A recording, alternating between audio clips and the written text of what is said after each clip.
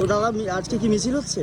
না, মিছিল নয়, তাহলে আমরা এই প্রচার করছি। প্রচার হচ্ছেন তো আমাদের হচ্ছে অনেকের নাম হচ্ছে অ্যাডজুডিকেশনে আছে, যেমন আমারও আছে, তো এর তো সমাধান এখনো হয়নি।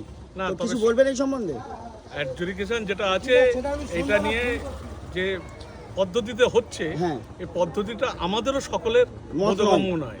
এটা আমরা চাই যারা আগে ভোটার ছিল হ্যাঁ। তারা প্রত্যেকেই ভোটার থাক এবং তাদের স্বাধীনভাবে ভোট দেওয়ার অধিকার দেওয়া হোক।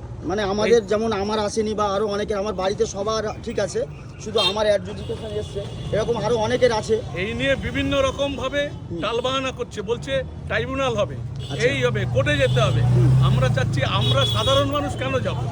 যেটা সরকার আছে তারা তার ব্যবস্থা নেই, অবশ্যই আমরা যাতে প্রত্যেকেই ভোট দিতে পারি সেই ব্যবস্থা যেন হয়, এইটাই আমাদের দাবি। সাধারণ মানুষকে কি বলবেন?